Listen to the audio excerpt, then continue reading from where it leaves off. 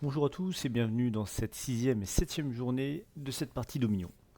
Alors, 2 jours en une vidéo, il y a un peu moins de choses qui se passent, donc ça ne sert à rien de faire des vidéos quotidiennes.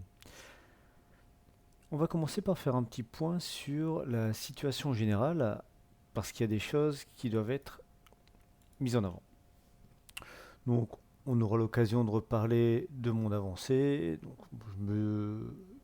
je me déploie assez bien. Pas trop de crainte de mon côté. Il y a beaucoup d'IA, il n'y a rien d'intéressant. Par contre, ici, il y a deux choses qui sont très intéressantes. Il y a l'Israël, qui ne paye pas de mine. Il y a la Turquie qui commence à bien avancer. Ce sont deux joueurs. On garde ça à l'esprit. Et après, tout le reste, c'est négligeable. Alors, pourquoi est-ce que l'on va garder ça à l'esprit? Parce que si on... Alors, il faut que je reprenne l'image. Si on regarde dans le journal, ça, c'était le journal de hier.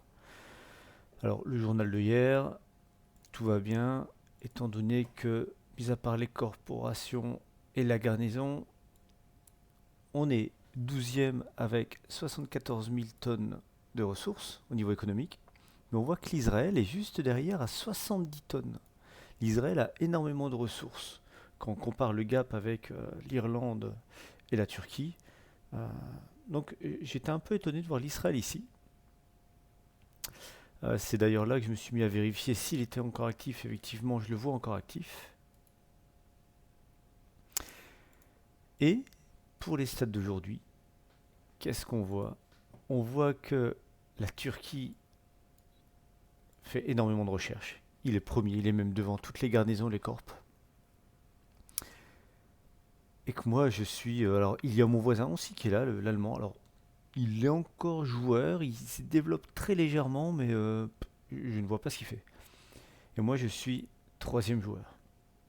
Ce 3% là est vraiment très, très, très élevé quoi, par rapport à.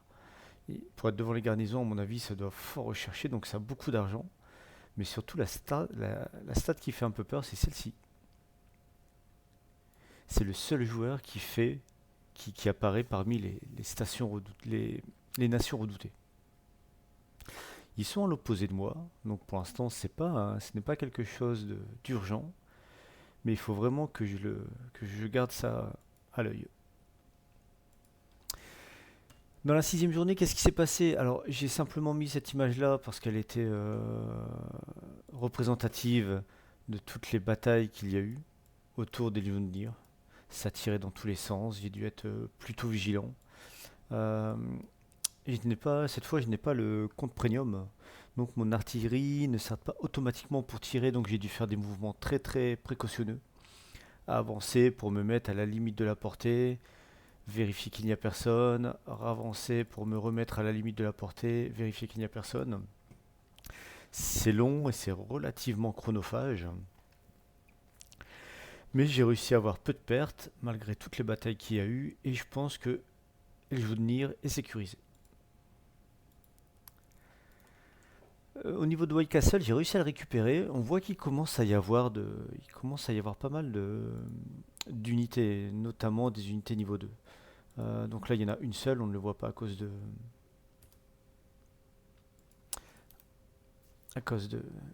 du bandeau, mais il commence à y avoir des unités niveau 2. Ça commence à faire des groupes assez musclés. Donc,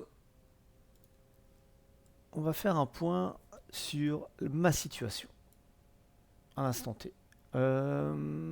Ça paraît défendu. Ici, j'ai donc deux antichars et deux infanteries. J'ai remarqué qu'il avait l'air d'avoir pas mal de blindage, donc j'ai tendance à faire des antichars. Et dans la ville que j'ai récupérée, je fais des bunkers. Je n'ai pas envie de laisser beaucoup de troupes, donc j'ai monté des bunkers. Et j'ai l'infanterie et l'ordonnance. Donc je vais alterner entre infanterie et enfin caserne et ordonnance. Donc je vais alterner entre infanterie et anti-tank. Faut juste que je me fasse pas avoir par de l'artillerie adverse. Ici pareil, bunker et la même chose, j'ai une caserne niveau 3 et une ordonnance. Donc je vais alterner avec infanterie et anti-tank. Et le Jounir paraît sécurisé. Alors c'est peut-être un peu ambitieux d'avoir envoyé cette troupe-là vers Hyperborea. On y reviendra, on y reviendra. Je pense que je vais plus faire ça quand même, par sécurité. Euh, alors comme je le disais, on est précautionneux. Si je vois que j'ai rien, j'avancerai ici. Même si là il y a un peu de défense, ça défend mal quand même quoi. C'est deux artilleries, donc c'est pas du tout défensif s'ils attaquent. Ils vont tirer qu'une fois et après ils vont être au corps à corps. Et après j'ai un véhicule blindé et un anti-char. Bon, ça suffira à défendre ça, mais il y a des points de vie qui vont tomber. C'est pour ça que je commence à refaire un peu d'infanterie. White Castle a été repris, sécurisé, donc en plus il y avait une usine de chars niveau 3 que je répare. Donc je pourrais produire mes chars légers directement d'ici, ça va me faire une belle tête de pont. Et dans mes villes à moi, donc là ça part sur de l'infanterie pour aller renforcer les villes à gauche à droite que je capture. Ça repart sur full char léger. Alors ici, je continue à faire des lance-roquettes multiples pour dépenser un peu de blé. Char léger et anti-char, encore une fois, pour la défense. Niveau ressources, on voit que je suis vachement bien. Alors, à titre de comparaison, au jour 4, j'étais à 277 de manœuvre par heure. Je suis passé à 580. Je pense que j'ai plus de doublé. Donc, très bonne nouvelle parce que c'est mon point faible. J'ai maintenant des centres de recrutement niveau 3 dans toutes mes villes natales. Donc, je peux pas faire mieux. Faut que je vois si c'est intéressant de les faire ici par rapport au coût. Euh,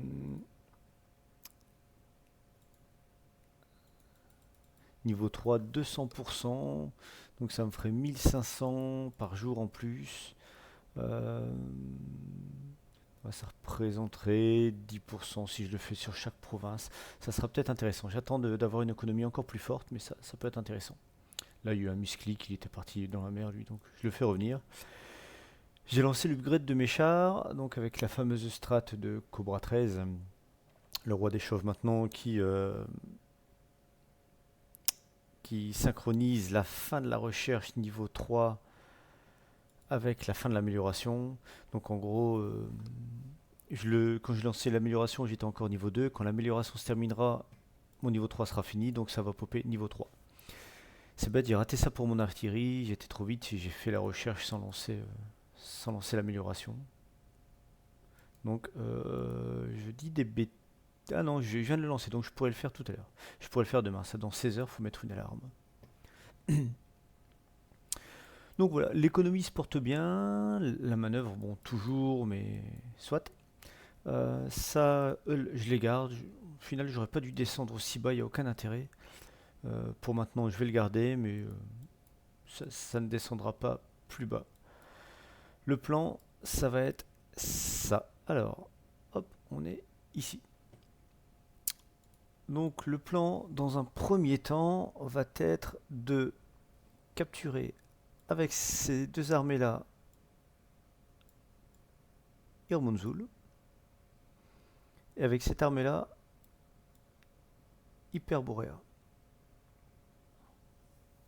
Ça fait des ressources, ça fait du fer, ça fait des matériaux rares. Donc c'est le premier temps, et ensuite on va partir sur les deux armées en même temps qui vont les capturer ce fort-ci. L'attaque sera synchronisée, il faudra juste faire attention de pas se prendre des gros rushs qui viendront de par là. Donc Hyperborea sera bien défendre. Par ici, ça me semble relativement safe. Ici, donc je pense qu'il n'y aura pas de défense particulière à mettre sur Irminzul, si ce n'est les deux infanteries et les anti-tanks habituels qui traînent. Et on tient ça. Je pense capturer donc ce deuxième point sans trop de difficultés, j'espère. Et mine de rien, après, ça pourrait être relativement rapide à faire 1, puis 2, et avoir mes 4 forts. L'interrogation étant de voir comment les deux copains ici vont réagir. Alors a priori, ils sont assez loin. Je pense pas qu'ils vont venir m'embêter de mon côté. Mais ça reste à surveiller. Donc voilà, on va bien voir si demain l'objectif de capturer Hyperborea et Irmunzul sera respecté.